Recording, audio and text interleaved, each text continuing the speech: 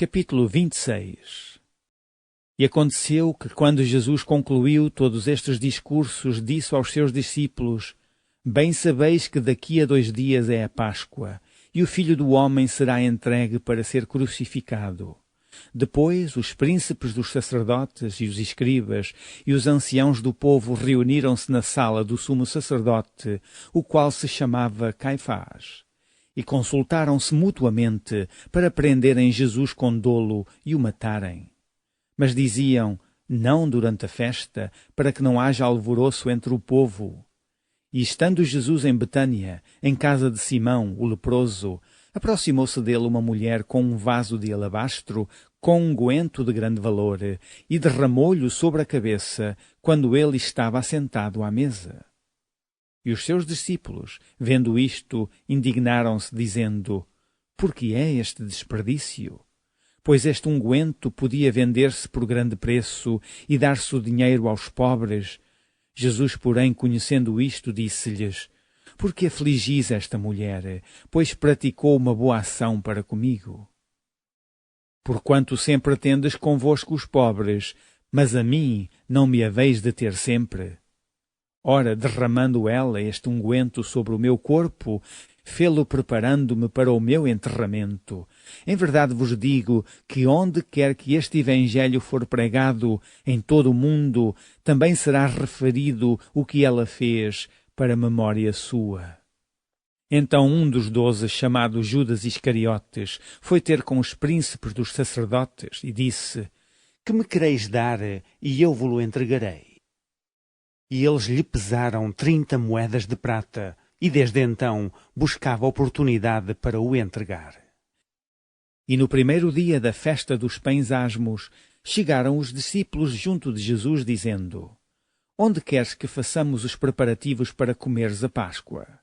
E ele disse: Ide à cidade a um certo homem e dizei-lhe: O mestre diz: O meu tempo está próximo, em tua casa celebrarei a Páscoa com os meus discípulos.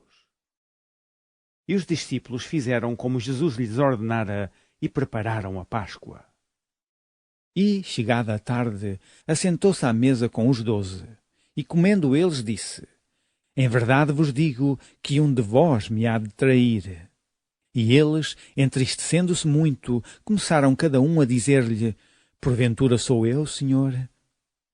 E ele respondendo disse: O que mete comigo a mão no prato, esse me há de trair. Em verdade, o Filho do Homem vai, como acerca dele está escrito, mas ai daquele homem por quem o Filho do Homem é traído. Bom seria para esse homem se não houvera nascido. E respondendo Judas, o que o traía, disse: Porventura sou eu, Rabi? Ele disse: Tu o disseste. E quando comiam, Jesus tomou o pão, e abençoando-o, o partiu, e o deu aos discípulos, e disse: Tomai, comei, isto é o meu corpo. E tomando o cálice, e dando graças, deu-lhe, dizendo: Bebei dele todos, porque isto é o meu sangue, o sangue do Novo Testamento, que é derramado por muitos para a remissão dos pecados. E digo-vos que desde agora não bebereis deste fruto da vide até aquele dia em que o beba de novo convosco no reino de meu Pai. E tendo cantado o hino, saíram para o Monte das Oliveiras. Então Jesus lhes disse: Todos vós esta noite vos escandalizareis em mim, porque está escrito: Ferirei o pastor, e as ovelhas do rebanho se dispersarão. Mas depois de eu ressuscitar, irei adiante de vós para a Galileia. Mas Pedro, respondendo, disse-lhe: Ainda que todos se escandalizem em ti, eu nunca me escandalizarei. Disse-lhe Jesus: Em verdade te digo que, nesta mesma noite, antes que o galo cante, 3 vezes me negarás. Disse-lhe Pedro: Ainda que me seja mister morrer contigo, não te negarei. E todos os discípulos disseram o mesmo. Então chegou Jesus com eles a um lugar chamado Getsemane, e disse aos seus discípulos: Assentai-vos aqui, enquanto eu vou além orar. E levando consigo Pedro e os 2 filhos de Zebedeu, começou a entristecer-se e a angustiar-se muito. Então lhes disse: A minha alma está cheia de tristeza até à morte. Ficai aqui e velai comigo. E indo um pouco mais para diante, prostrou-se sobre o seu rosto, orando e dizendo: Meu Pai, se é possível, passa de mim este cálice. Todavia, não seja como eu quero, mas como tu queres. E voltando para os seus discípulos, achou-os adormecidos e disse a Pedro: Então nem uma hora pudeste velar comigo? Vigiai e orai, para que não entreis em tentação. Na verdade, o espírito está pronto, mas a carne é fraca. E indo segunda vez, orou, dizendo: Pai meu, se este cálice não pode passar de mim sem eu o beber, faça-se a tua vontade. E voltando, achou-os outra vez adormecidos, porque os seus olhos estavam carregados. E deixando-os de novo, foi orar pela terceira vez, dizendo as mesmas palavras. Então chegou junto dos seus discípulos e disse-lhes: Dormi agora e repousai. Eis que é chegada a hora e o Filho do Homem será entregue nas mãos dos pecadores. Levantai-vos, partamos, eis que é chegado o que me trai. E estando ele ainda a falar, eis que chegou Judas, um dos 12, e com ele grande multidão, com espadas e varapaus, enviada pelos príncipes dos sacerdotes e pelos anciãos do povo.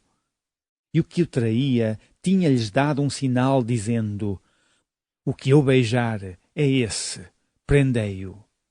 E logo aproximando-se de Jesus disse: Eu te saúdo, Rabi. E beijou-o. Jesus, porém, lhe disse: Amigo, a que vieste? Então, aproximando-se eles, lançaram mão de Jesus e o prenderam. E eis que um dos que estavam com Jesus estendeu a mão, puxou da espada e, ferindo o servo do sumo sacerdote, cortou-lhe uma orelha.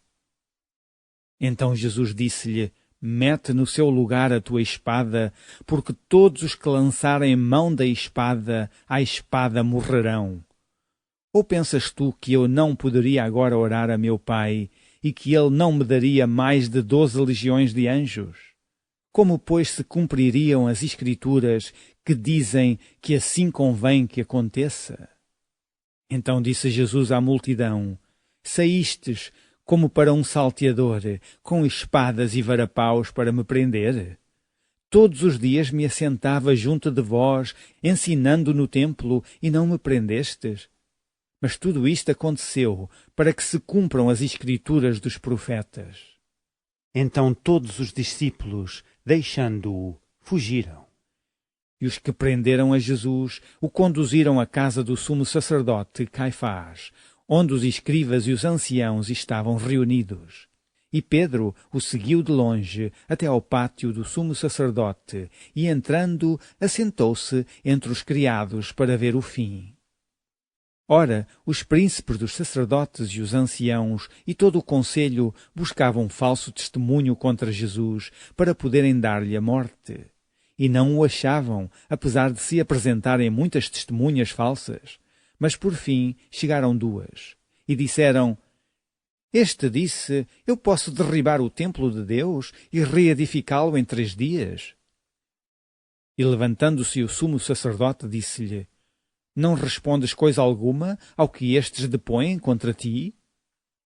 Jesus, porém, guardava silêncio, e insistindo o sumo sacerdote, disse-lhe: Conjuro-te pelo Deus vivo, que nos digas se tu és o Cristo, o Filho de Deus. Disse-lhe Jesus: Tu o disseste. Digo-vos, porém, que vereis em breve o Filho do Homem assentado à direita do poder e vindo sobre as nuvens do céu. Então o sumo sacerdote rasgou os seus vestidos, dizendo: Blasfemou, para que precisamos ainda de testemunhas? Eis que bem ouvistes agora a sua blasfémia. Que vos parece? E eles, respondendo, disseram: É réu de morte. Então cuspiram-lhe no rosto e lhe davam punhadas, e outros o esbofeteavam, dizendo: Profetiza-nos, Cristo, quem é que te bateu? Ora, Pedro estava assentado fora no pátio, e aproximando-se dele uma criada disse: Tu também estavas com Jesus, o Galileu? Mas ele negou diante de todos, dizendo: Não sei o que dizes. E saindo para o vestíbulo, outra criada o viu e disse aos que ali estavam: Este também estava com Jesus, o Nazareno. E ele negou outra vez com juramento: Não conheço tal homem. E daí a pouco, aproximando-se os que ali estavam, disseram a Pedro: Verdadeiramente tu és deles, pois a tua fala te denuncia.